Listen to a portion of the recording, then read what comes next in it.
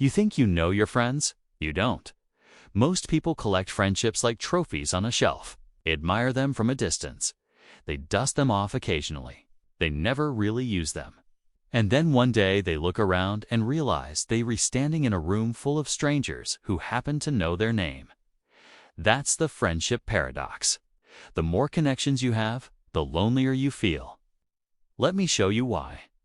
Friendship, real friendship, operates on a currency most people don't want to spend: vulnerability.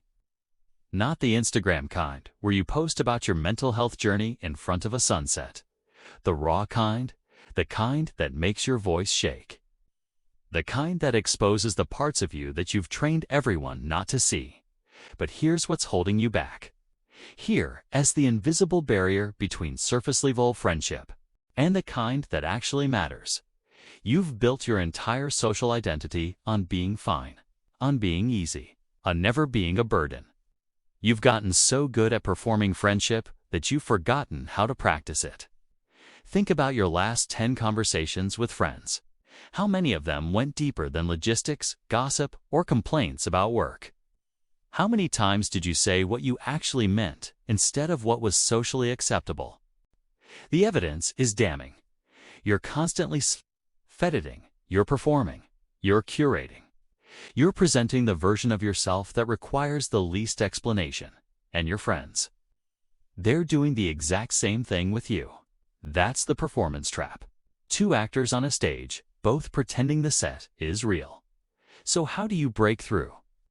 You start by understanding something uncomfortable. Depth requires disruption. You can't deepen a friendship without disrupting its current pattern. The comfortable rhythm you've established, the safe topics, the predictable interactions, all of that has to break. And breaking things feels dangerous. It feels risky.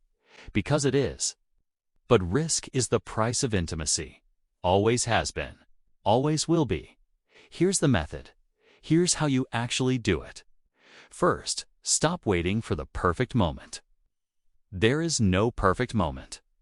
The conversation you've been avoiding, the vulnerability you've been withholding, the real question you want to ask it will never feel comfortable to share. Comfort is the enemy of depth. So you speak before you're ready. You say the thing that scares you. You ask the question that might make things uncomfortable. I've been struggling lately, and I don't think I've been honest about it. A few words, that's all it takes.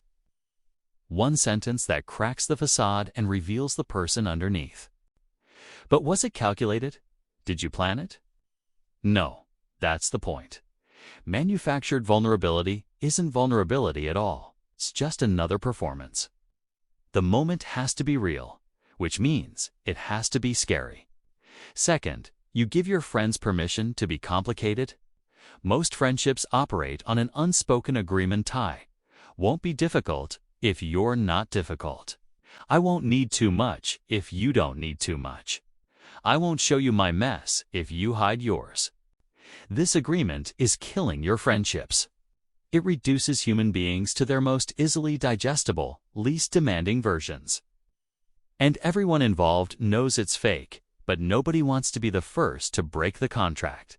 So you break it. You tell your friend they don't have to be okay around you.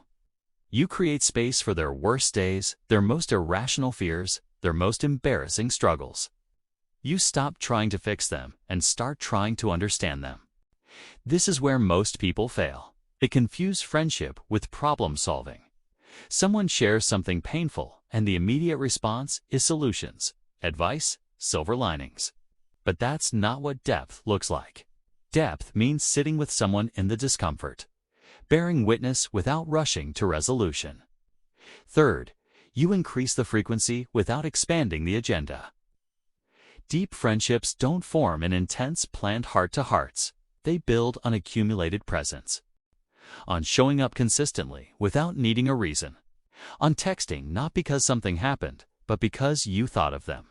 On calling not to catch up, but to simply exist together on a Tuesday afternoon when nothing is particularly wrong or right. The modern friendship model is broken because it's event-based. You see friends at birthdays, dinners, planned outings. But intimacy doesn't live in events. It lives in the moments between. The random check-ins, the overlap of mundane life. You want deeper friendships. Stop treating them like appointments and start treating them like the weather. Always present, always changing. Always there in the background of your life. Fourth, you tell the truth about how you see them. Not just compliments, not just encouragement. The full truth. What you admire, what you've noticed, what you've observed about their patterns, their growth, their struggles. You hold up a mirror that shows them not just what they want to see, but what they actually are. This is dangerous territory, because honest observation can feel like judgment. But there's a difference between judgment and recognition. Judgment says, you're wrong. Recognition says, I see you. I really see you. And I'm not going anywhere. Most people spend their entire lives wondering if anyone actually sees them. Be the friend who does. But here's the twist. Here's the part nobody wants to hear. Some friendships aren't meant to go deep. Some people aren't interested in breaking through the performance. Some relationships are designed to stay exactly where they are. And that's not a failure. That's just reality. The mistake isn't having surface-level friendships. The mistake is expecting all friendships to operate at the same depth. Different connections serve different purposes. The tragedy is when you realize you've invested years into a friendship expecting it to evolve, and the other person was perfectly content for it to stay shallow. So you have to choose. You have to identify which friendships are worth the disruption. Which people are willing to meet you in that vulnerable space? Which relationships can carry the weight of honesty? And then you have to let the others go. Not dramatically, not with confrontation. You just stop trying to force depth where it doesn't want to exist. That's the final lesson. Depth can't be manufactured, negotiated, or talked into existence. It can only be mutually chosen.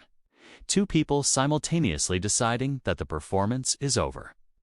That the real thing, messy and uncomfortable and occasionally crushing, is worth it. Most people never make that choice. They drift through decades of friendships that never quite feel enough, close enough to feel connected, distant enough to stay safe. And they wonder why the loneliness follows them, even in crowded rooms. Because proximity isn't intimacy. Time isn't depth. Knowing someone's history isn't the same as knowing their heart. You want deeper friendships? Stop performing. Start risking. Break the pattern. Tell the truth. Show up, stay, and maybe, just maybe, someone will meet you there, in that uncomfortable, beautiful, terrifying space where real friendship actually lives. The question isn't whether you're capable of it. The question is whether you're willing to pay the price. Because depth costs something that superficiality never does. It costs your armor, your comfort, your carefully constructed image. It costs the safety of knowing exactly how you're perceived. Most people look at that price and walk away. They decide the performance is easier. And maybe they're right. Maybe the performance is easier. But was it ever really friendship?